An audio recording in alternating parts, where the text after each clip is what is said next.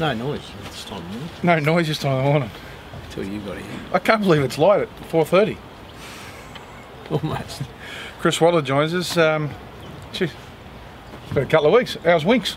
She's good. Started pre-training Monday.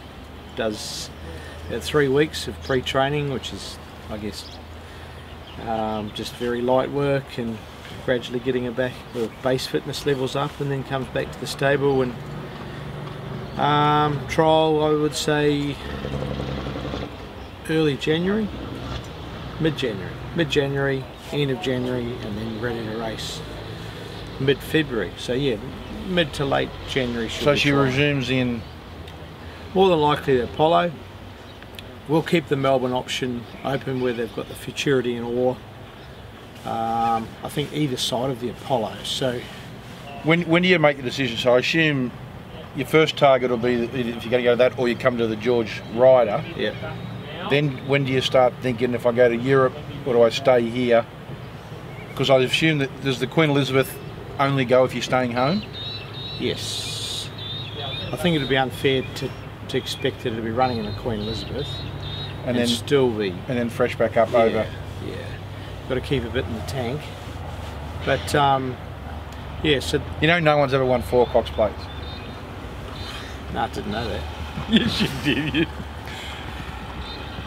I don't know. Are you swaying anywhere at the moment? Like I did see one tour company come and see Winx race the world. I looked up. I thought Peter Ty or Debbie or Richard must have owned a tour company. I would love. Just if you do book it and she doesn't go, you don't get money back. Okay. I would love to take her to represent Australia, well this hemisphere, New Zealand as well. She's out of New Zealand there. I'm from New Zealand. Must be rugby union season if you're saying you're from New Zealand. So I would love to take her, but she's got to be going there at her best. It's not fair on her or her followers if she's not at her best, and her runs in the autumn will tell us that. In particular the George Ryder race, third up from the spell, she gaps them and wins by a margin. There's a big chance she'll go.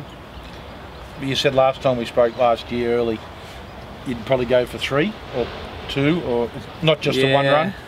Or you're now coming back to one run? Pretty hard. I'm not sure about just the one, but I think to take her over there and do a full prep, it'll be hard. We get a lot of horses come from Europe to Australia and they really struggle. There's windows of when they're really thriving and there's windows where they're really struggling. It wouldn't be fair to take on the best in the close to the best in the world, or equal best in the world, to say to take them on when you're not 100%. If you were 95%, you'll get beat.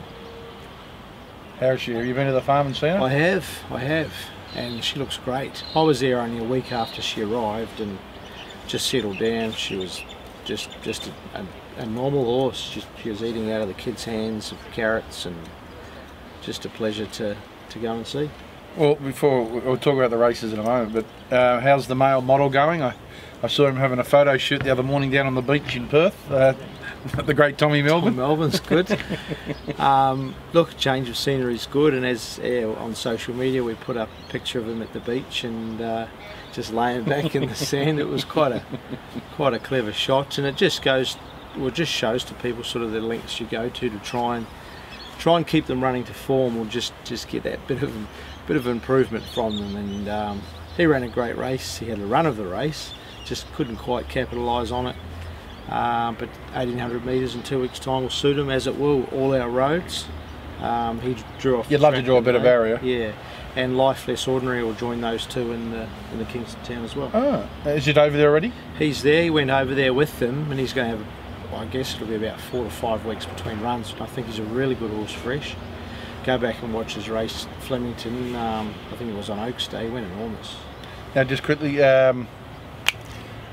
won the Breeders. Performer, it's gone up early favourite for the Golden Slipper. Yeah.